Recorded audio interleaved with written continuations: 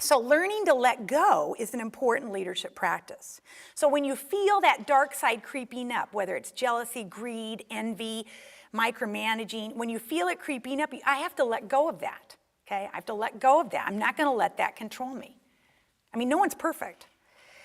And as I said, we all have an ego. We need to have a healthy ego and keep it in check. When we don't do this, as I said, the dark side creates a toxic environment, and if we don't confront our dark side, we're casting more harm than good on the organization. Number 3, learning compassion through loss. In all of my business courses, workshops, professional development, I never, ever thought of understanding death and grief and loss as part of leadership. But this was a strong theme that emerged in my interviews, so I went down the path to learning as much as I could about grief work. This work has enabled me, I believe, to be a better leader, teacher, parent, and friend. In the current economic downturn being called the Great Recession, there is a loss of jobs, positions, companies, and even entire industries. As a photographer, I grieve about the loss of Kodak and film. I mean, I liked it when others developed and printed my pictures. Now, I forget to even print the photos I take. I mean, I actually love the look of film. I love the little holes on the edges, okay? In many organizations today, people are dying, maybe not physically, but psychologically. All of these losses are similar to many deaths and accompanied by grief for the way life used to be and the relationships that used to exist. As companies and industries disappear, jobs and relationships go with them. And people grieve regardless if we know it or not. And we can't help others if we're not familiar with this grieving process. In surveys of CEOs, many of them reported having a near-death experience, often referred to as NDEs, near-death experience. And they said they learned a lot about life from their brush with death. They describe how NDEs help them focus their priorities and lead a more balanced life. The classic story is of Steve Jobs, founder and former CEO of Apple Computer, who died just last October. His 2005 commencement speech at Stanford University, posted on YouTube by Stanford, has almost 14 million hits. The popularity of this speech is a reflection of Jobs' willingness at that time to be honest, forthcoming, and very vulnerable. For these reasons, his message resonated with so many. And I quote, "Death is very likely the single best invention of life. It is life's change agent. No one wants to die. Even people who want to go to heaven don't want to die to get there. And yet death is a destination we all share. No one has ever escaped it. And that is as it should be. Your time is limited, so don't waste it living someone else's life. Don't let the noise of others' opinions drown out your own inner voice. And most important, have the courage to follow your heart and intuition." End of quote. But how many leaders have developed grief skills in order to be compassionate and empathetic? These are not skills typically taught in MBA programs, but they should be. The place to start is with oneself. If we don't understand our own grief and coping mechanisms, it's hard to help others with their grief. And so I've interviewed several experts in grief. But these skills are usually labeled as soft skills and discounted. But the soft stuff is the hard stuff to learn and to practice. And the soft skills can drive hard results because compassion and empathy are needed in times of constant change and uncertainty, particularly the times in which we're living.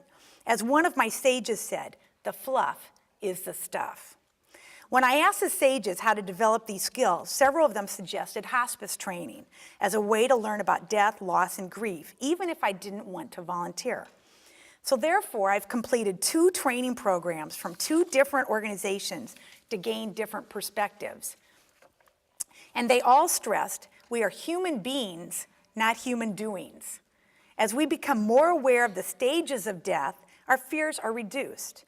To my surprise, I concluded that hospice training is leadership development. It's definitely personal development. The training teaches you about death, teaches you that death is a part of life and life is a part of death. and we learn how to deal with grief and loss. I have students in my leadership courses write their own eulogy, knowing they will read it out loud to the class. Now at Central, I had a lot of football players. And I would always introduce this assignment early in the course, and I'd say, don't worry about it, we'll talk about it later. Because it happens at the end of the course. And by the end of the course, they understood how all the dots kind of connected. And we talk about how obituaries usually focus on what we've done, while eulogies focus on who we were as people. This has been a very moving experience for all involved, in which I believe compassion and empathy were learned and practiced. I mean, I remember a big football player. I mean, he was all teary-eyed and couldn't do it, and another young woman reached over and she said, "Are you okay if I read it for you?" I mean, it was just a very sacred space when we would do this. And it was part of a leadership course. And as many of us probably know, life is a series of transitions, and with transition, there's loss. So then I went to learn more about transition. One of the premier experts is William Bridges, whom I've interviewed twice. Some of these people I couldn't get enough, so I'd go back and I'd say, I have more questions. We are living and working in times of constant change. So Bridges makes a distinction between change and transition. Change is an external event, and transition is an internal event. Change is fast, and transition is usually slow. Knowing what is changing, why, when, how, is essential to actually managing the change itself. Knowing about the internal change process, or personal process with transition, that we all go through before, during, and after, is really important if leaders want to make effective changes. One of the problems is organizations are making changes without having the emotional support for people to work through the process. So it's really important, if you want to execute change effectively, to help people process and give them the support that they're going to need, because usually you're losing something. Even if you take something as exciting as a wedding, okay? You're planning it, you want it, it's your choice, but you're losing something. You know, you're no longer part of that. I mean, you're part of the family, you're gaining something, but you're losing something, okay? Even if you have a baby or a child, I mean, there's always something kind of being lost. That retiring was, I probably grieved for a year, and I planned it and I worked through all of that because I was losing things, even though I wanted to be gaining some other things. Bridges says we don't resist change. Now, how many times do we hear people resist change? People resist change. Bridges says we don't resist change. We resist transition. He says we don't mind beginnings, and we're okay with endings sometimes, but we don't like to be left hanging in the middle. And he calls the middle the neutral zone. And so that's why some people go from one bad job to another bad job, one bad relationship to another bad relationship. It's because they don't want to be in that zone where he says we must be in order to process what's really going on. So we resist the confusion with the adjustment period. We resist letting go of what was. We resist so many things, but he says all of that's with transition, not necessarily with change. So learning about letting go, grief and loss, and transitions is important for making successful change and for learning compassion and empathy. And the last point or lesson that I learned that I want to share with you is living a legacy. I often ask people, what is meant by legacy? When do we leave our legacy? And usually people say things like, well, when we leave, when we die, when we're gone. And I respond by asking, leave what? When we're gone from what? When we leave what? A room? A meeting? The point I'm trying to get across is that we leave our legacy daily. People have an impression of whom we are by how we make decisions and how we treat others. We are living our legacy, and realizing this helps keeps us grounded and helps us focus on what matters most. We often associate legacy with wisdom, passing on our wisdom, but having years of experience does not guarantee wisdom. It's the reflecting and processing one's experience, learning from our mistakes, and transforming that experience into wisdom. Wisdom comes from the root word meaning to know, but many people don't take the time, nor do they make the effort to know. Most people do not accumulate a body of experience. Most people go through life undergoing a series of happenings that pass through their systems undigested. Happenings become experiences when they're digested, when they're reflected on, related to general patterns, and synthesized. Part of what we leave behind is often documented also in a will. Now, many of us know what a will is, and all of you should have a will. We're familiar with wills that articulate how we want our material good and prized possessions to be distributed. But what I learned is the value of having an ethical will. These wills are another way to share our values, life lessons, hopes, and dreams for the future with our family, friends, and community. An ethical will outlines what we value now and how to ensure the continuation of those values for future generations. A legacy letter is another name for documenting what is important as a way for leaving a written record to be shared with others. And it can be written whenever the Spirit moves you. One source is ethicalwill.com. If you just Google that, ethicalwill.com, and they give you examples of an ethical will that someone would write in their teens, in their 20s, like every decade. And you might say, well, why would somebody do that, if they're so young? We don't know when the end is. And we change. And so what you value at 20 might be different at 40. You might be talking to more people or a different audience. But that's a good source. Another great local resource for this ethical will, and some of you maybe have gone to a workshop or heard of her because she's from Des Moines, and I believe she's a lawyer, but it's Joe Klein Sebuhar, is that how you say it? Sebuhar? And her book, So Grows the Tree. It was written as a workbook. And since we don't know when our time will end, again, you can write this anytime. And as she reminds us, our real legacy is what we believe, what we know, and what we hope for. Another way to do this is memoir writing. If I'm talking about this in a workshop or something, I talk about memoir writing. And self-publishing makes it very easy. I mean, you could write your own book and leave it to your family about what matters most. And you could do it in the form of a blog, so it doesn't have to, and you don't have to be a great writer. And it can be an outline, it can be bullet points. Yet most people think about legacy at the end of their careers as a near retirement. But I discovered that the earlier we think about legacy, living our legacy, the better. Thinking about your legacy now makes you a better leader today, no matter how far you are from retirement. Likewise, some of my sages, Jim Cousy and Barry Posner, they, in their book, A Leader's Legacy, they talk about legacy. Thinking about legacy encourages us to think about today's actions in a larger context. Legacy thinking requires us to go beyond the common practice of short-term thinking. You hear so much about short-term thinking because legacies include past, present, and future. As leaders, whether we realize it or not, we are leaving a legacy with the decisions we make and the actions we take.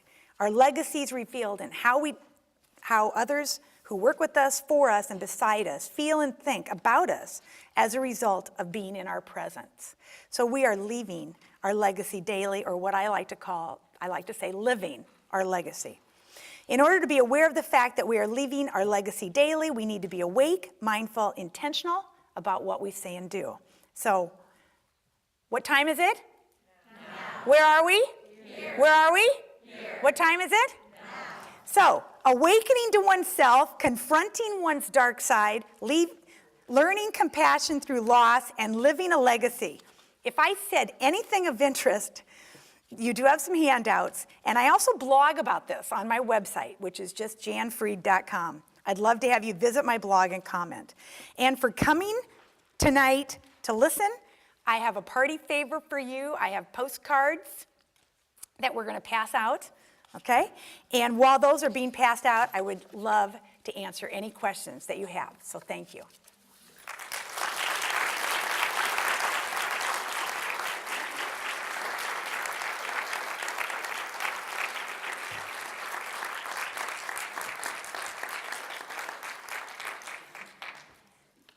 So, I'd love to answer any questions that you have on anything that I said.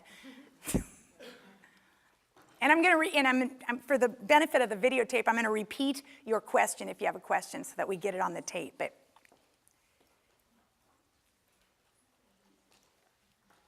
Did I answer everything? Yes. What do you, I'm a high school teacher, what do you feel the greatest challenge of leadership is in that kind of a setting? Okay. Or you can also affiliate, work business related. Yeah. What do I feel is, maybe really important for high school students in terms of leadership? Well, what immediately came to my mind is I just saw the movie Bully. And I actually blogged about that because if you haven't seen the movie, if you have kids, grandkids, neighbors, friends, I think everyone should see the movie.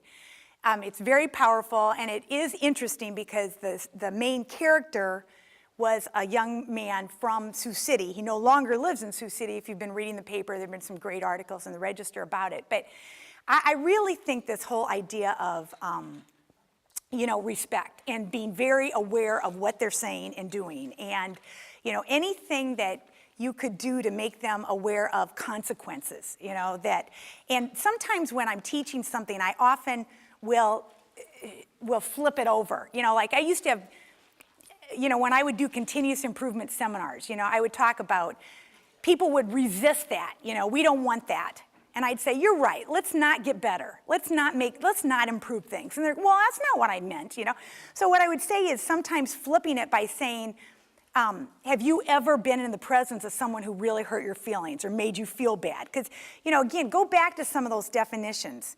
Leaders breathe life into people, places, projects, okay? We influence others. Margaret Wheatley said, a leader is someone who helps others. My book on women leaders, they talked about helping others move forward. I mean, anything that would be in the reverse would be bad, So you're either holding people back, pushing people back, you're not helping, or people can't breathe in your space, because of your negative environment. So I just think, a lot of that is respect. So I hope that helps. But again, I would encourage everyone to see that movie. It's pretty powerful, and I do think it's leaving town. I'm not sure soon. Terry. Jan, do leaders talk about regrets? Do sages ever talk about regrets?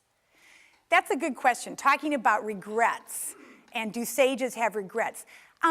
I don't know that they worded it quite like that, but I know that these people were very reflective and very thoughtful. And another one of the characteristics that I thought was interesting is truly, I probably only had about 5 people who did not respond to I would first email people with an invitation to be in my SAGE study. And these people, when you get sages just understand that part of their expectation or responsibility is to give back. So they were very kind and generous. And so in terms of regrets, I think the lessons that I learned, and I've kind of distilled it down to 10, because, again, I'm trying to think about this book and, 7 Habits of Highly Effective People. And, so people like 8 and 10, and, they don't like too many. But, so when I think about some of the other lessons that I've learned, they didn't really talk about regrets, but you could tell that they had thought a lot about this, and that these were really like, I mentioned that chapter on disconnecting to connect and building community. They put a lot of thought into everything. And so, again, I just want to emphasize being very intentional, being conscious of what you're saying and doing, and really paying attention. But that's a good question. Oh, yes. So along those lines, do you think that regret would be a function of ego? Do I think regret is a function of ego? I think, now that's something I hadn't thought about, but I think regret, if you have regret, you're thinking. If you don't have regret, you don't think. You're not aware, I guess I should say. So being aware that you have regret, I think would be part of, and the other thing, in one of my chapters, and I forget, I don't think it's in these 4, but I have another chapter on vulnerability, and I believe that admitting mistakes is a strength.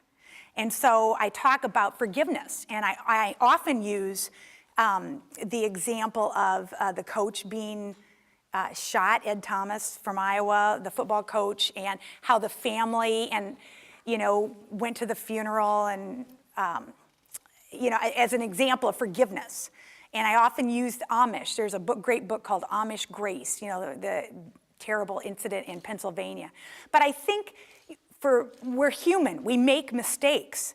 And I think admitting a mistake is a sign of strength. If you've made a mistake, I think it's a sign of strength. Because admit it. I mean, if somebody comes to you and maybe, they have more power and they've said, I often go back to parenting. I don't have a PhD in parenting.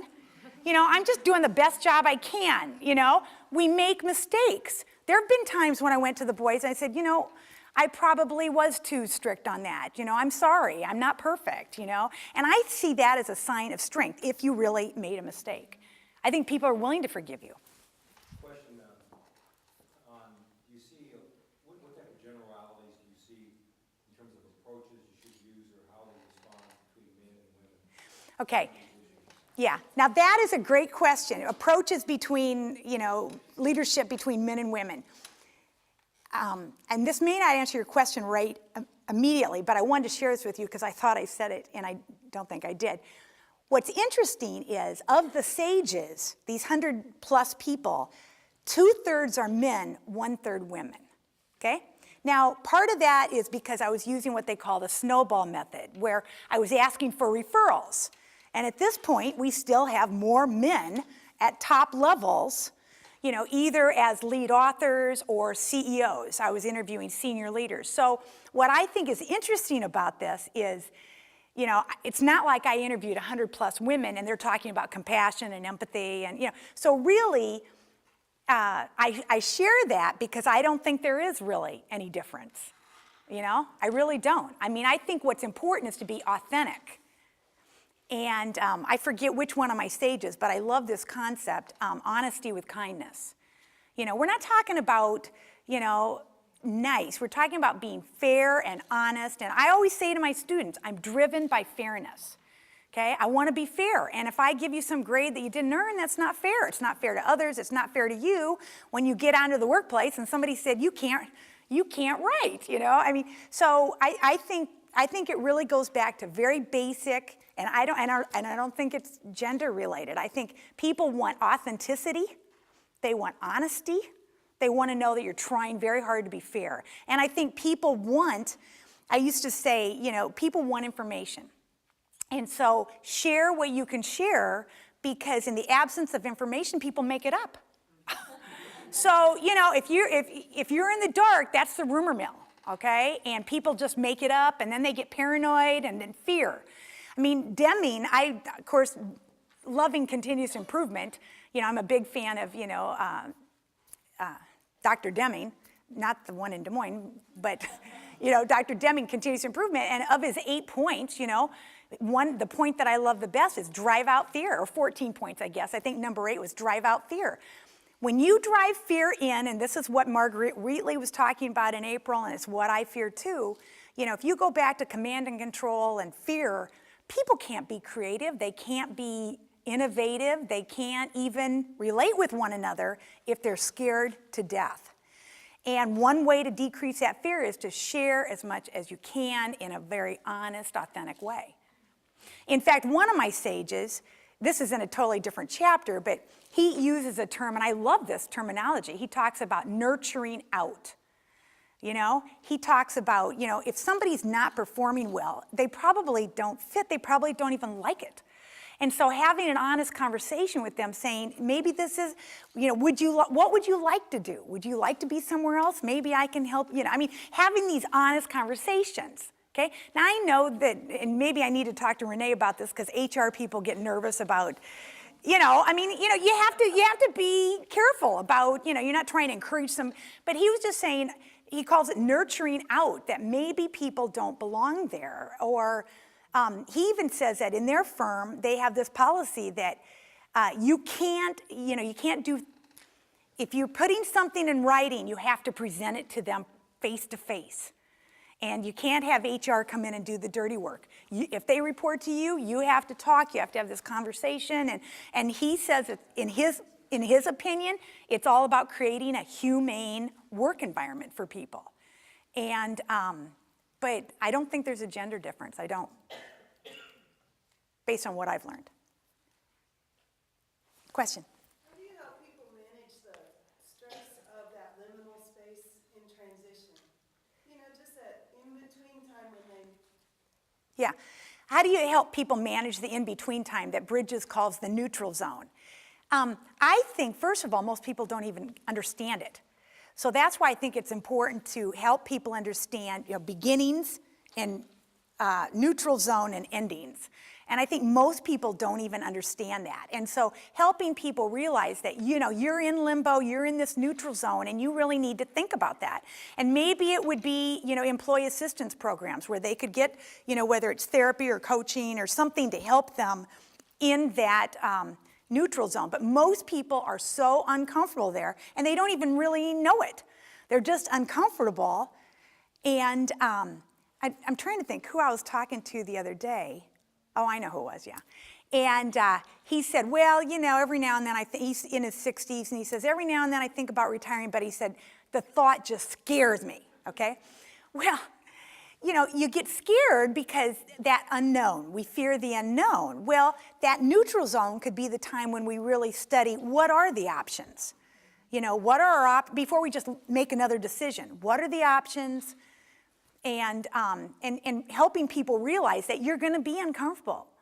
You know, it's not going to feel great, but we can help you, you know, with some services or something. And again, I know companies are downsizing, they're laying off people, Hewlett-Packard, you know, thousands of people. But providing some support and time and maybe spaces. I mean, these organizations that I studied, I mean, I really got captivated or enamored with these organizations that had won these Spirit at Work awards, because almost all of them would have a space for quiet, okay? So a quiet space. It wasn't necessarily a religious space. I mean, you could go there and pray or meditate or whatever, but it was a place where people could go within the work environment, but to get away and just think. And in fact, these organizations are doing such creative things, and they believe that you don't cut out those things when times are tough. Like I love this one organization. They give wellness days, not sick days, wellness days. So if you're never sick, you get some time off. You know, I mean, just flipping it around a little bit. What do you want? We want people to come to work and be engaged. So instead of sick days, they were rewarding people, or they'll give people a professional development account that they can use for whatever they want, whether it's a, you know, massage, you know, or it's yoga lessons or classes. You know, people can use the money in whatever way that they feel enriches their life, you know. So there are some really creative things being done, and they're not really being cut out in tough times, because in tough times, people need them. But that's a good question. I think there was another question back there. Yeah. What's one thing that maybe you understand now that you wish you would have understood early on in your career? What do I understand now that I wish I would have understood earlier? And that's a great question. I think it took me a long time to learn the ropes. And I wish, I have a mentor, and this person's very dear to me, and I met him in 1992 at a conference, and it was just a fluke he was there. And I think he's 90 now, and actually he's not in very good health. But my life changed when I met him. And he was when I met him, he was a professor at the University of Illinois, Chicago. And he's been retired. I met him kind of right before he retired, but he and I became great friends, and I mean, he taught me the ropes. And I think, you know, we talk so much about mentoring, and I think mentoring others is so important, and I kind of look at the teacher-professor role as a mentor. But I also think, you know, early on I didn't understand that, and so once I kind of learned, you know, I didn't ask him, will you be a mentor? In fact, I just followed him around, you know, and that's, I think, persistence, you know. And so I think any way you can kind of jumpstart whatever your career is and whatever your industry, learning the ropes, you know, and learning that faster. I wish I would have learned it faster. But that's a great question. Well, I think the droid sound just is the belt. But thank you, thank you, thank you. Well, thank you, thank you. It's the best. Absolutely.